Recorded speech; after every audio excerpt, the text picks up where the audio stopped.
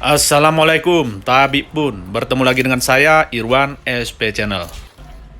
Para pemirsa Kopista dan Kopi Lover, pada tahun ini cuaca di Lampung, khususnya di Lampung Barat, terjadi banyak sekali hujan, baik hujan yang deras maupun hujan yang ringan. Dan secara umum pada tahun ini tidak ada kemarau, sehingga hal ini berpengaruh pada kebun-kebun kopi di Lampung, terutama di Lampung Barat. Cuaca ekstrim, hujan yang terus-menerus, baik malam, siang, maupun pada pagi hari, sangat mempengaruhi buah pada tanaman kopi. Hujan yang sejak awal pembungaan hingga sekarang ini terjadi terus-menerus akan mengakibatkan pembusukan pada bunga dan buah kopi. Bunga yang busuk tentu sekali tidak akan menjadi buah, sedangkan buah yang busuk akan rontok. Serangan kerontokan pada tanaman kopi sangat mengganggu pendapatan petani. Pada saat fase pembungaan, terlihat tanaman kopi begitu baik mengeluarkan bunga-bunganya. Namun dengan adanya hujan yang terus-menerus, bahkan sepanjang hari, akan mengakibatkan bunga kopi ini rontok dan membusuk. Kerontokan bunga bahkan mencapai 90%. Keadaan ini tentu saja akan sangat mengganggu hasil panen petani. Pada tanaman kopi, klon-klon tertentu seperti klon Baguio ini cukup tahan terhadap cuaca ekstrim. Begitu juga pada tanaman kopi yang berumur muda, yaitu yang berumur 3 hingga 5 tahun. Untuk mempermudah tanaman, maka setiap tahun perlu kita lakukan pemangkasan pada ranting-ranting yang sudah tua. Dan kita persiapkan ranting-ranting baru seperti ini. Ranting yang tua adalah ranting yang telah berbuah lebih dari 2 kali. Seperti ini sudah 2 kali berbuah. Oleh karena itu, pada tahun depan, ranting-ranting ini akan dipangkas dan digantikan oleh ranting-ranting yang telah dipersiapkan pada saat perantingan setelah musim berakhir.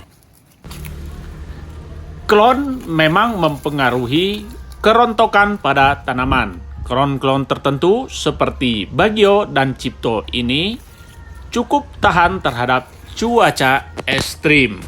Oleh karena itu, dalam penyambungan, hendaknya kita memilih klon-klon yang sudah teruji, yang tahan terhadap cuaca ekstrim. Ada 2 tahap pencegahan dari kerontokan, yaitu pilihlah klon yang tahan terhadap cuaca ekstrim. Yang kedua, kita harus selalu mempermudah tanaman, artinya kita melakukan pemangkasan, bukan mengganti dengan tanaman yang baru. Dengan persiapan ranting-ranting B0 seperti ini setiap tahunnya, maka tanaman kopi agak terhindar dari kerontokan.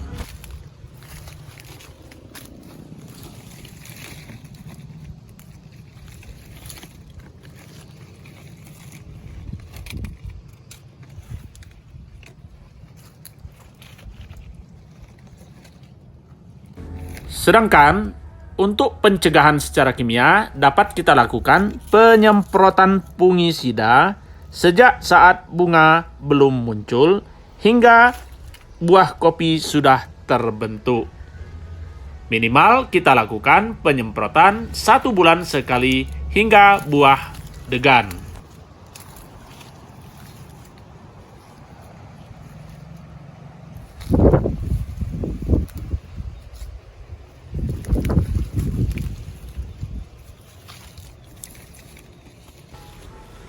Pengurangan atau pembuangan seluruh pohon naungan juga perlu dipertimbangkan karena pohon naungan akan mengakibatkan kelembaban pada kebun. Kelembapan inilah yang memicu tanaman kopi terserang oleh penyakit jamur yang akan mengakibatkan kerontokan pada bunga dan buah kopi.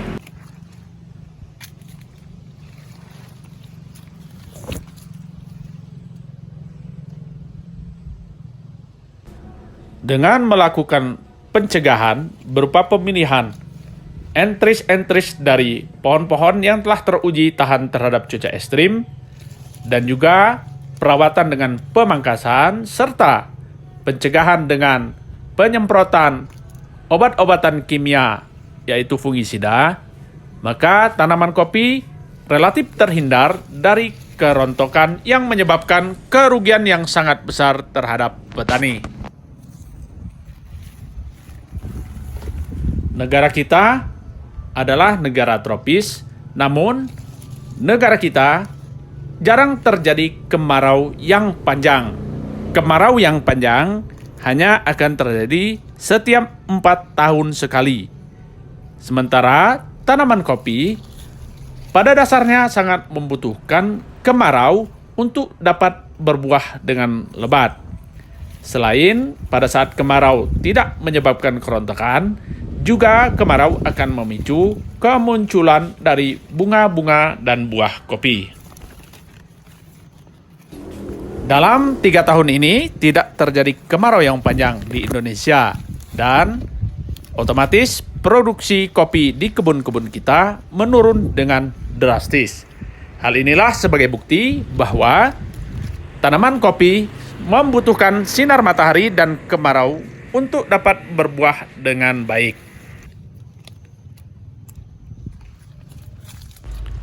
Dampak cuaca ekstrim yang terjadi selama ini akan mengakibatkan pembungaan pada tanaman kopi juga kurang kompak, sehingga sering terjadi tanaman kopi berbunga tidak pada musimnya.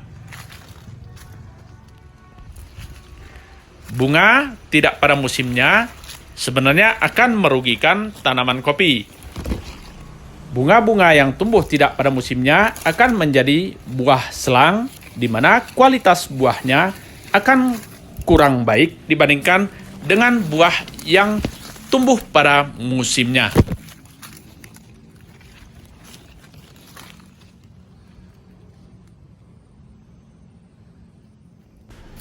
Baik para pemirsa Kopista dan Kopi Lover, sampai di sini video kali ini. Semoga video ini dapat bermanfaat bagi kita semua. Jangan lupa like, share, komen, dan subscribe. Sampai bertemu lagi pada video-video berikutnya.